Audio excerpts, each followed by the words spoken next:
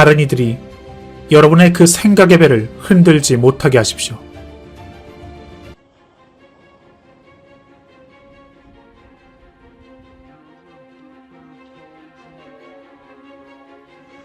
너희가 섬길 자를 오늘 택하라. 우리는 매일 어느 길로 가야 할지 결정해야 하는 선택의 순간이 있습니다.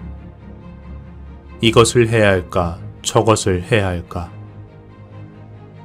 가야 할지, 머물러야 할지, 어떻게 해야 할지 모르는 사람들이 너무나 많습니다. 그래서 다른 이에게 조언을 구하고 자신을 대신해서 결정까지 내려주기를 바라곤 하죠. 사람들은 너무나 조심스럽게 이성적으로 생각합니다. 마치 자동차를 고르는 것처럼 저울질하고 분석함에도 불구하고 결국 자신이 원하던 선택이 아니었음을 깨닫고 실망하곤 하죠. 하지만 어떤 이들은 번뜩 떠오르는 직관의 길을 따르기도 합니다. 그 결과 어느새 뜻한 바에 그 길에 들어섰다는 것을 알고는 깜짝 놀라죠. 직관은 이성이나 지식이 아니라 잠재의식이라는 정신적 수단을 이용한 선택의 방식입니다. 성공이든 사랑이든 행복이든 인간의 소망은 이성적이라기보다는 감정이나 감성적인 것에 더 가깝습니다. 예를 들어 물질적 성공을 이루었다고 해서 반드시 행복해지는 것은 아니죠. 그 사람의 감정이 그 성공에 만족하고 행복감을 느껴야만 진정으로 행복해지는 것입니다. 이처럼 우리가 꿈꾸고 갈망하는 것은 대부분 감성의 기류에 놓여 있습니다. 그렇기에 이성적 선택이 더 합리적이라 생각하는 것은 때론 잘못된 판단일 수도 있습니다. 때로는 이성이나 지식보다는 오히려 직관적 선택이 우리 내부의 감정을 훨씬 더 잘 반영하고 있다는 것을 알아야 합니다. 그런 직관의 놀라운 능력을 이용해 성공을 거둔 많은 이야기들을 소개했습니다. 이제 여러분도 놀라운 직관의 힘에 따를 것을 선택해야 합니다. 그러면 과연 직관은 어떻게 향상시켜야 할까요? 사람들에게 있어 실상 직관은 동면 상태에 있습니다. 나는 그들에게 이렇게 조언합니다. 잠에서 깨어나십시오. 그대 안에 더듬이를 깨우십시오. 그대 안의 신성을 깨우십시오. 갈림길 앞에 섰을 때 우리는 결정을 내려야 합니다. 선과 악을 예로 들어 설명해 보겠습니다. 선과 악은 지식이 아니라 우리 내부의 잠재의식에 의해 이해된 것입니다. 따라서 선과 악 중에 선을 선택하는 데는 0.1초도 걸리지 않습니다. 하지만 악을 선택할 때는 늘 오래 갈등하게 되고 행동에 옮길 때조차 갈팡질팡하게 됩니다.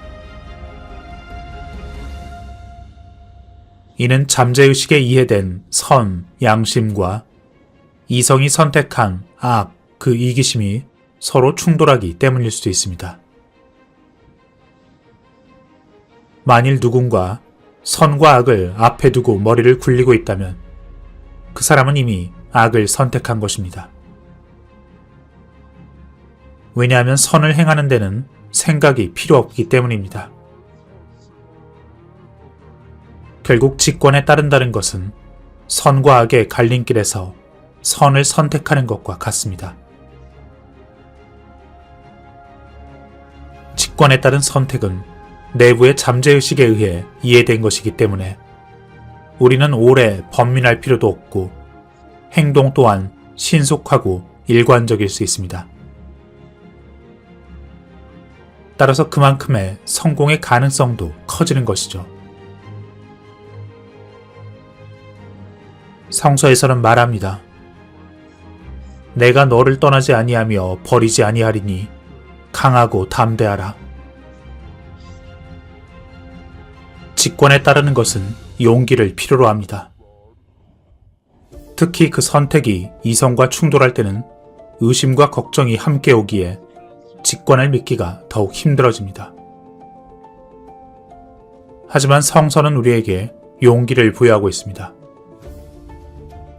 그러니 우리도 직권을 믿고 따르는 강한 용기를 지닌 존재가 되어야 합니다. 우리는 다시 갈린 길로 돌아가 선택을 해야 합니다. 너희가 섬길 자를 오늘 택하라. 우리는 내면에서 우러나오는 잠재의식의 놀라운 힘을 믿어야 합니다. 매일 아침 묵상하십시오. 나는 내면에서 우러나오는 직관의 힘을 믿고 따를 것이라. 그때 영감을 어떻게 이끌어내겠습니까? 선택의 기로에 섰을 때 직관을 따르고자 하는 사람들은 영감을 얻기 위해 묵상과 기도를 합니다. 영감은 직관의 신성한 안내자이며 묵상이나 기도는 영감을 불러오는 좋은 방법 가운데 하나이죠. 나는 갈림길에서 영감을 불러오는 또 하나의 좋은 방법을 발견했습니다. 그것은 아주 단순합니다. 그저 신의 판단에 믿고 맡기는 것입니다. 다른 말로 표현하자면 삶을 믿고 신뢰하는 것과 같습니다.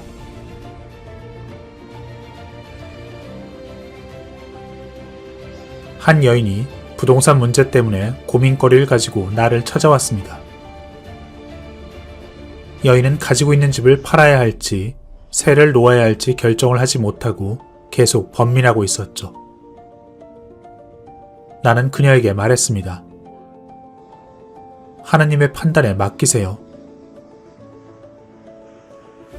그녀는 갑자기 모든 고민이 해결된 듯 하나님의 판단에 맡기겠어요 하고 돌아갔습니다. 그날 이후 그녀는 마음이 편해졌고 나중엔 집도 뜻밖의 높은 가격으로 팔 수 있었습니다. 여러분, 자물쇠는 망치로 열리는 것이 아닙니다. 자물쇠에 맞는 열쇠로 열리는 것이죠. 어떤 일이든 억지로 하려 해서는 안 됩니다. 모든 것은 신이 해결하도록 맡겨두고 마음을 편히 가지십시오. 여러분의 삶을 믿고 신뢰하십시오. 모든 고민거리엔 반드시 거기에 맞는 해결의 열쇠가 있습니다. 이런 질문을 받은 적이 있습니다. 어떻게 하는 게 신에게 맡겨두는 것인가요? 내가 스스로 해결하려고 해서는 안 된다는 뜻인가요? 그렇지 않습니다. 사람들은 늘 지식으로 문제를 해결하려 하죠. 하지만 지식으로 열쇠를 찾을 수 없는 경우가 얼마나 많습니까? 왜냐하면 지식은 이렇게 말할 것이기 때문이죠. 지금은 부동산 경기가 좋지 않아. 앞으로 경기가 좋아지기 전까진 아무것도 기대해서는 안 돼. 지식에 따른 결과, 생각은 더 복잡해지고 행동은 더 느려집니다. 하지만 여러분이 선을 행하는 데는 생각이 필요 없습니다. 그러니 해결의 열쇠는 직관의 판단에 믿고 맡겨야 하는 것입니다. 위대한 목표를 이루기 위해선 계획을 세우는 것뿐 아니라 그 일이 실현될 것을 믿어야 합니다. 스스로 계획을 세워놓고 그 일이 실현될 수 있을지 의심하는 것은 바보 같은 짓입니다. 그저 믿고 행하십시오. 목표가 이루어질지 말지는 그저 신의 판단에 믿고 맡기십시오. 삶을 신뢰하고 그 흐름에 맡기십시오. 정신의 세계에서 시간과 공간은 무의미합니다. 생각의 법칙엔 단지 지금만이 있을 뿐이죠. 그렇기에 우리가 목표를 정하는 그 순간 이미 실현되었다는 것도 알아야 합니다. 결코 실현될 수 있을까라고 생각하지 말아야 합니다. 그것은 신의 영역입니다. 매일 아침 이렇게 외치십시오. 내가 소망하는 것이 이미 나를 기다리고 있다.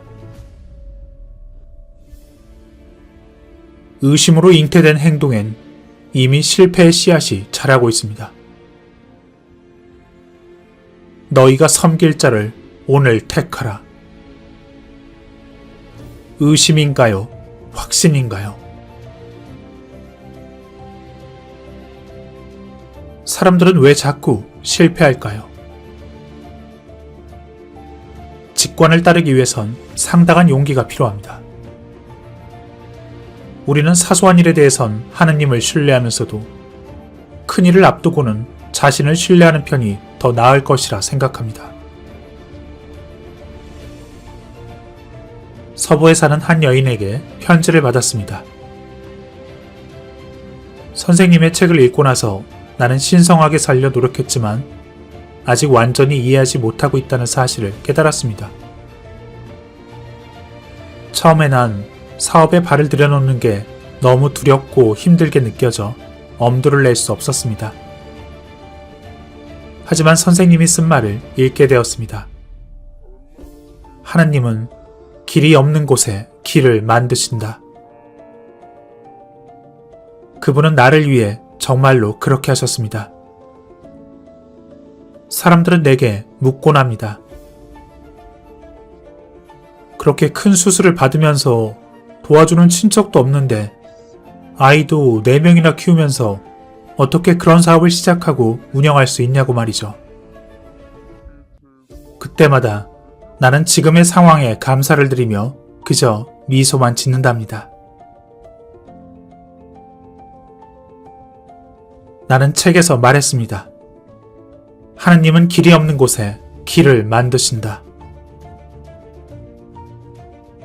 그 말처럼 그 여인의 친구들이 모두 할 수 없을 거라 말할 때 신은 그녀를 위해 길을 만드셨습니다. 그처럼 삶은 우리를 위해 반드시 길을 만들어줍니다. 우리가 무엇을 하려 할 때 사람들은 말합니다. 할 수 없을 거야. 하지만 모든 위대한 생각들은 수많은 반대에 부딪혀 왔습니다. 카르타고의 명장 한니발이 눈 덮인 알프스를 넘어 이탈리아로 진격할 때 로마군은 그럴 수 없을 거야 라며 안심하고 있었습니다. 할 수 있는 게 없다라고 말하는 사람일수록 아무것도 하지 않은 사람일 가능성이 높습니다. 먼저 실행하는 사람들은 할 수 없을 거라 말하지 않습니다.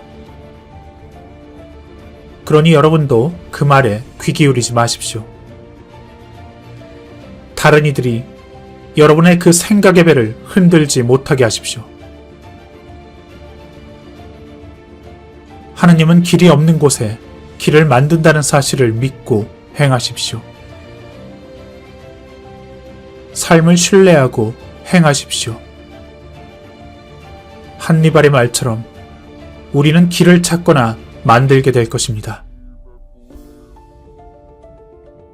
필요는 발명의 어머니라 먼저 필요한 일을 하고 그 다음에 가능한 일을 하면 되는 것입니다. 의심과 공포는 우리가 목표를 성취하지 못하도록 끝없이 방해합니다. 이 회방꾼을 물리치는 유일한 방법은 강한 믿음을 갖는 것뿐입니다. 믿음을 가지고 직관이 일러준 길을 따라 뚜벅뚜벅 걸어야 합니다. 역사에 기록된 위대한 업적들은 자신의 생각에 집착했던 사람들이 만든 것입니다. 위대한 업적뿐 아니라 삶의 모든 크고 작은 성취 또한 마찬가지입니다. 헨리 포드가 자동차에 대해 뜻을 품은 건 중년이 지난 나이였습니다. 그는 사업 자금을 모으느라 난관에 봉착해 있었죠. 당연히 친구들은 그걸 모두 미친 짓이라 했습니다. 할 수 없을 거야. 그의 아버지조차 눈물을 흘리며 만류했습니다. 아들아, 어쩌자고 그렇게 좋은 직장을 그만두려 하느냐. 하지만 그 누구도 포드의 배를 흔들 수는 없었습니다. 모두가 뒤에서 불가능하다 비웃었지만 포드는 자신의 생각을 끝까지 밀어붙였습니다. 그렇게 세계 최초의 대량 생산의 자동차가 탄생했습니다. 무엇인가 성취하기 위해선 그것이 아무리 작은 것이라 할지라도 우리는 자신의 생각에 대해 흔들리지 않는 믿음이 있어야 합니다. 직관에 따라 선택했다 해도 자신의 길이 올바르다는 그 믿음을 갖지 않는다면 우리는 갈림길에서 자꾸 뒤를 돌아보게 될 것입니다. 그러니 여러분의 선택에 믿음을 가지십시오. 우리 앞에 갈림길이 놓여 있을 때 우리는 두려움 없이 직관의 목소리를 따라야 합니다. 성서에서는 이를 고요하고 가는 목소리라 부릅니다. 내 뒤에서 목소리가 내 귀에 들려 이르기를 이것이 길이니 너희는 이리로 가라 하니라. 그 고요한 목소리를 경청하십시오. 그 길에서 우리는 심지 아니한 포도원과 감람원의 열매를 맛보게 될 것입니다. 매 순간 외치십시오. 나는 갈림길에서 내가 선택한 길이 올바르다 믿으니 나는 길을 찾거나 만들게 될 것이라.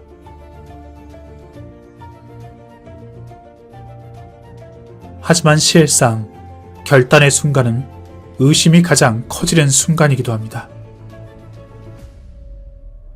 모세가 애굽을 탈출하기 위해 이스라엘 백성에게 믿음을 심어주었지만 그들의 믿음은 마지막 순간까지도 흔들렸습니다. 기적을 경험하고 약속된 땅이 있었음에도 그들은 무난하게 도달한 것이 아니었죠. 그 의심과 공포를 벗어던지지 못하고 오히려 이전에 노예로 남기를 원하기도 했습니다. 약속된 땅에 도달하기 위해선 때로는 거친 광야를 건너기도 합니다. 그 광야엔 우리의 뒤를 바짝 쫓는 바로의 군대, 그 오랜 의심과 공포도 있을 것입니다. 그 순간 우리는 결단을 내려야 합니다. 의심을 뚫고 전진할 것인지 아니면 공포 속에 멈출 것인지. 공포는 산처럼 커지겠지만 거기엔 반드시 앞으로 나아가라 외치는 목소리도 있을 것입니다. 여러분은 모두 각자의 약속된 땅, 그 마음속의 갈망을 가지고 있습니다. 하지만 그토록 오랫동안 그 애굽의 땅, 부정적 생각에 머물러 왔습니다. 그러기에 그 약속의 땅이 너무나 멀다 느껴지고 진짜가 아니라 의심합니다. 그 땅이 정말로 존재한다고 어떻게 확신합니까? 역경이 닥칠 때마다 우리에게 다시 애굽으로 돌아가라 속삭일 것입니다. 역경이 클수록 우리는 약속된 땅을 믿는 것이 어리석다 생각할 것입니다. 하지만 여러분이 의심으로 포기하는 것이야말로 정말로 어리석은 일입니다. 여러분이 믿음을 가지고 있다면 조만간 앞으로 나아가라 외치는 누군가의 소리가 반드시 들려올 것입니다. 좌절은 인간을 비참하게 만들지만 역경은 인간에게 빛나는 가치를 선사합니다. 역경을 이겨낼 때 인간은 크나큰 성취감을 느낄 것입니다. 그리하여 승자는 늘 도전하기를 멈추지 않습니다.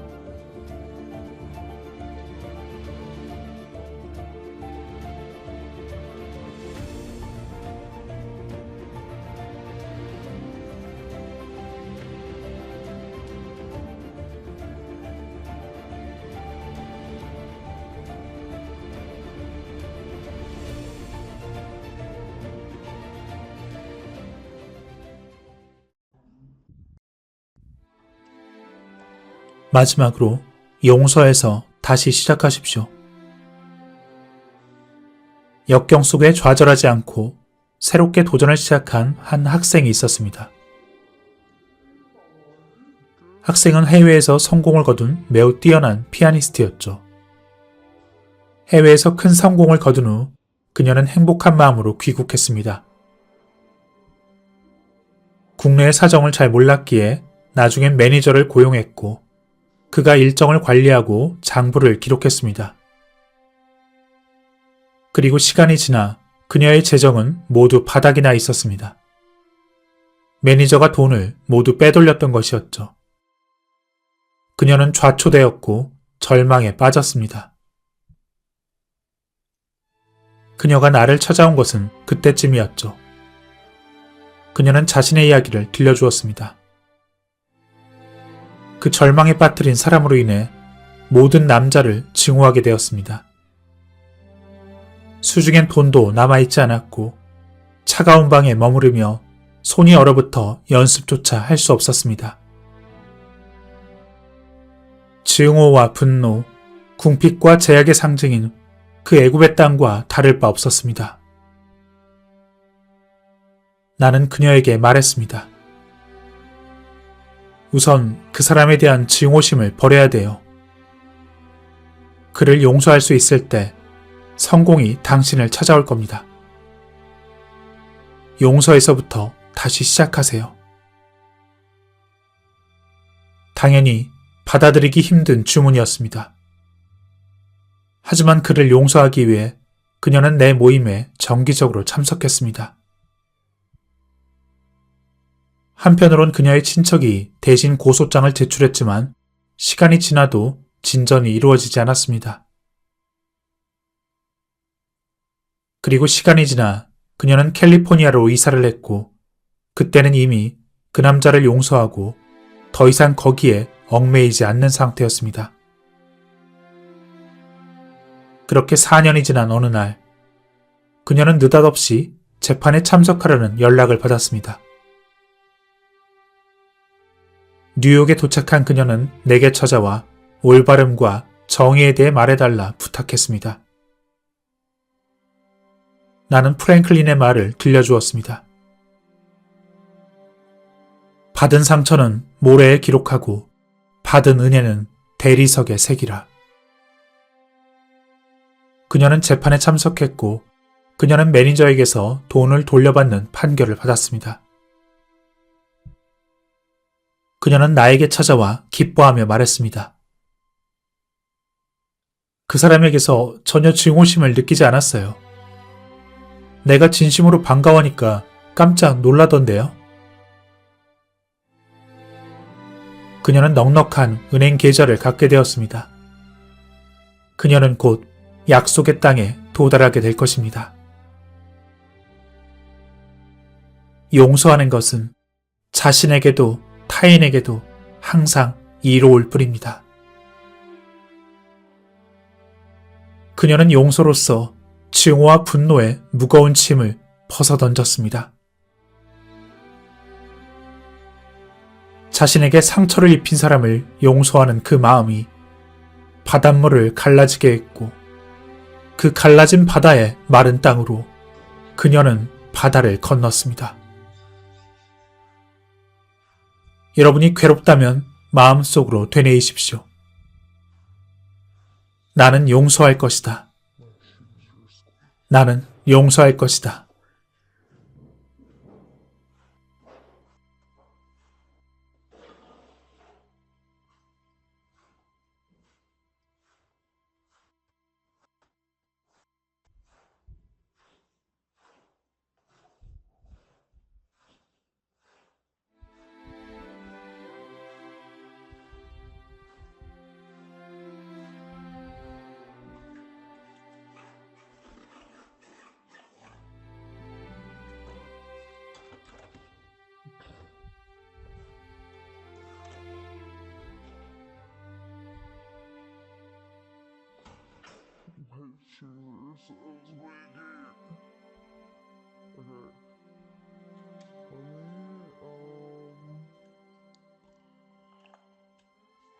I'm gonna get some beer really quick.